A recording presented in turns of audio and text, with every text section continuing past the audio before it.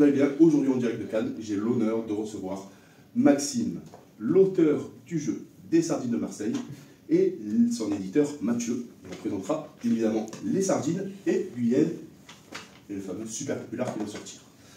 Bonjour les gars. Salut. Alors on va commencer justement par Sardines de Marseille. Comment t'es venue l'idée et quel a été ton parcours justement à ce sujet?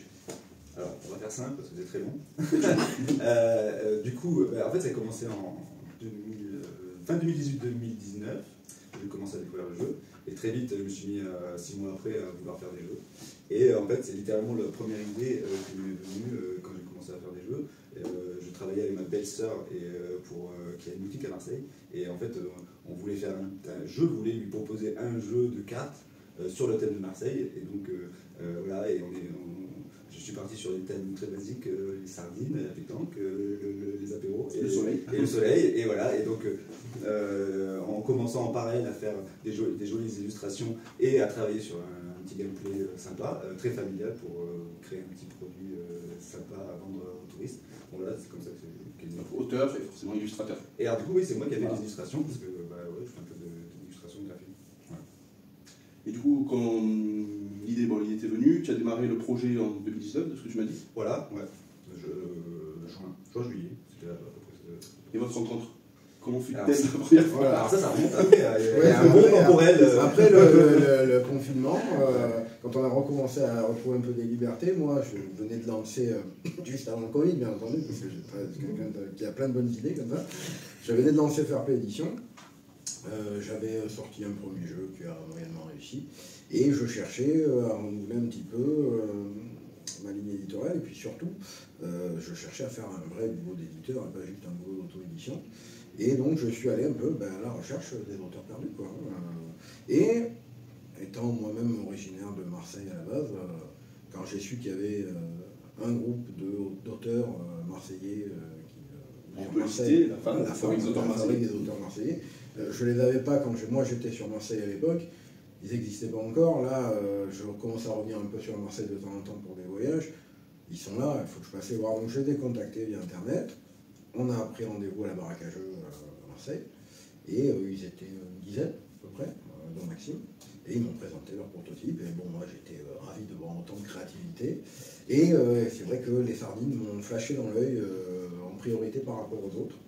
Donc j'ai découvert ce petit jeu de cartes, format tarot. C'est très important, surtout pour Marseille. Ouais, format tarot pour Marseille. Et toutes ces petites couleurs assez vives qui justement rappelaient totalement Marseille. Ces couleurs, son soleil, tout ce qui pouvait faire penser à l'été sur le bord de mer. C'était pastis aussi. Le jaune, c'est vrai que le jaune est sorti avec une teinte qui était purement sudiste. Et donc voilà, j'ai dit à Maxime, écoute, moi ton jeu m'intéresse. On travaille ensemble. Et puis, de fil en aiguille, on a réussi à le faire fabriquer. Et c'est une très bonne chose parce que le jeu en lui-même. Il y a un peu de tous les auteurs de Marseille, de la femme qui m'ont aidé à développer. C'est pour ça que d'ailleurs on a mis le logo de la femme en avant sur la boîte parce qu'ils sont tous. Et pas que d'ailleurs, parce que j'ai commencé à le faire en 2019 et j'ai fait des moutures et des protos et tout. X versions de 2019 jusqu'à 2023. Après, tu as eu un temps d'arrêt. Voilà, il a dormi dans un carton pendant 1 an presque, et je l'ai ressorti, je l'ai retravaillé. Et là, on va vous présenter un peu plus loin le jeu Sardines de Marseille. Donc explique-moi à peu près le principe de base, à combien de joueurs on peut aller. C'est un jeu où en fait le but du jeu c'est de faire des boîtes de sardines, remplir ces boîtes de sardines. Donc le but du jeu c'est de les remplir. Le premier qui arrive à remplir ces boîtes et les fermer avec un couvercle gagne la partie. Mais après, tu as une version aussi évoluée avec le pouvoir sur la boîte tant que l'effet est visible. Voilà, et après, j'ai essayé comme l'idée c'était de faire un jeu familial très abordable, je l'ai fait d'ailleurs avec mon fils qui à l'époque avait 4-5 ans, et maintenant il en a 9. Donc je le voulais très accessible, familial, et donc oui, il y a la version enfant et des petites marches progressives pour donner une petite expérience un peu plus poussée. Un jeu familial, tu as une partie quasi de minutes. Voilà, mais ça peut même être en dessous quand on joue forcément quand on joue à 2, c'est beaucoup plus vite. Ça peut aller, ça peut varier entre 10 minutes à 15-20 minutes, ça dépend si on joue à 4. Et ça reste un jeu familial, mais ça reste avant tout un jeu qui peut être joué par tout le monde. On n'est pas obligé de jouer avec les gosses, il n'y a pas que les gosses qui vont pouvoir en jouer. Je veux dire, moi, je vois, il y a des adultes qui s'éclatent à jouer aux sardines. Et ça parle. C'est voilà, ça tape le carton littéralement, comme on dit. Hein, J'ai fait tester à Octogone à plein de familles, et avec donc, des enfants. D'ailleurs, j'étais assez surpris, limite 4-5 ans.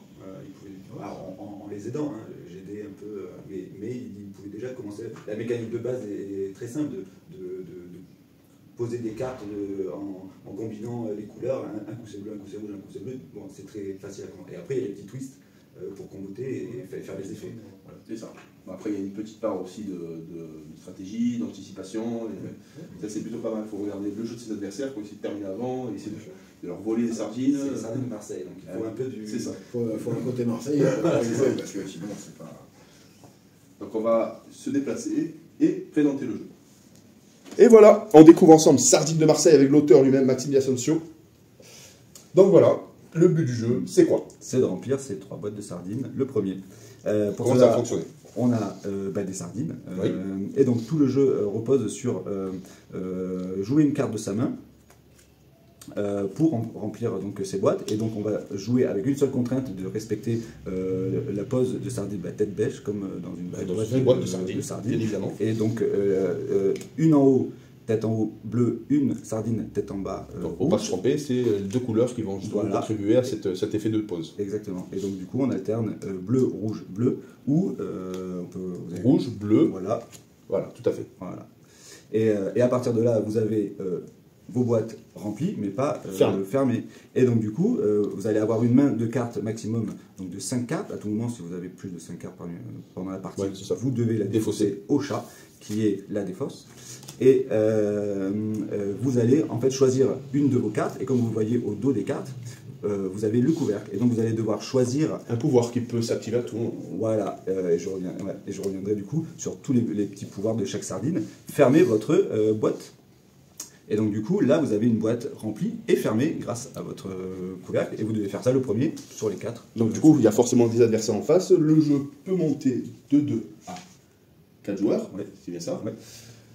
Et bien évidemment, là, la première a été fermée, mais les joueurs, avec des effets de pouvoir, vont forcément intervertir, changer, récupérer, vous mener à la vie dure, bien évidemment. Ouais. Donc là, parlons des pouvoirs, si tu veux bien. Voilà, et donc dans les pouvoirs disponibles, vous avez... Pierre, tu mets pas, je te les montre. Voilà. Hop. Donc là, alors, on voit une petite main. Voilà, et donc vous avez l'effet de la main qui permet de voler directement en fait une carte aléatoirement dans la main adverse ou dans une boîte adverse, mais qui est ouverte, pas fermée. Ensuite, vous avez l'écaille, en fait, puisque c'est une course à celui qui va le plus vite, vous avez l'écaille qui permet de rejouer. Très bien, cette carte je l'adore. Voilà, et donc tout le principe c'est d'aller plus vite, donc voilà, vous pouvez reposer une deuxième carte. Vous avez le plus 2, qui permet en fait de repiocher 2 cartes dans la pioche. Toujours avec la contrainte d'avoir une main maximum de... Voilà, bien sûr. Vous avez le chat, qui permet en fait d'embêter les adversaires et de les contraindre à défausser des cartes de leur main, donc une carte au chat. Et vous allez...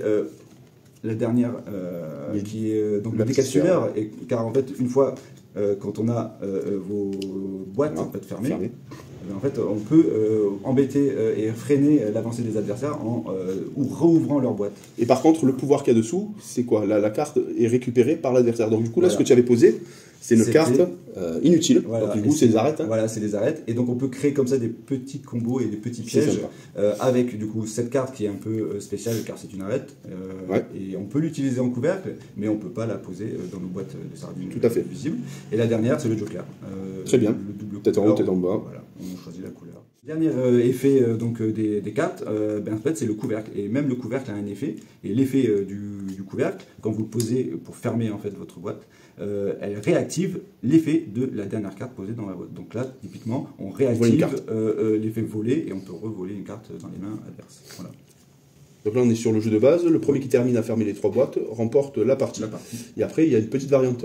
Alors, ça se passe ici. Voilà.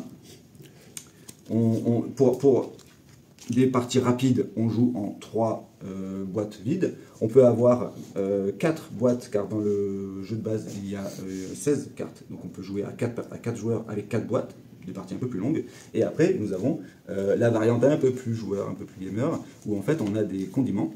Et en fait, on joue avec des pouvoirs de début de partie qui vont vous donner des petits boosts plus 1 dans la pioche, plus 1 dans la main pour la tomate, d'avoir une protection, on ne pourra pas vous voler en fait, des cartes dans votre main, ou carrément piocher directement dans la défausse la carte que l'on veut. Et tout le jeu, vous l'avez compris, c'est comme on remplit nos boîtes de sardines. Une fois qu'elle est cachée, le pouvoir n'y est plus. Voilà. Donc ça c'est plutôt pas mal. Et le chat dans tout ça? Et le chat joue le rôle du timer. En jouant mécaniquement, la pioche s'épuise et à la fin de la pioche, quand toutes les cartes sont défaussées, on prend la pioche, on la remélange et on retrouve le chat. Et le chat côté nuit marque en fait la deuxième phase. On continue à jouer et à la fin de la deuxième pioche, la partie s'arrête. C'est le chat qui gagne. Et normalement pour les enfants, on continue à jouer. Enfin, on compte les cartes et celui qui en a le plus gagne. Et pour la version un peu plus joueur, c'est le chat qui gagne et personne ne gagne et tout le monde perd. Donc le jeu est intergénérationnel, comme on a pu dire, mais c'est à partir de quel âge? À quel âge tu donnes à peu près à partir de 8 ans, mais clairement on peut y jouer à partir de 6 ans en aidant un petit peu les plus jeunes. Ben, c'est parfait. Bon, en tout cas, merci de ta présence Merci. en ce jour. Et voilà, vous connaissez maintenant les règles de Sardines de Marseille. Mettez-les en boîte. Et à très bientôt pour une nouvelle vidéo. Bye bye!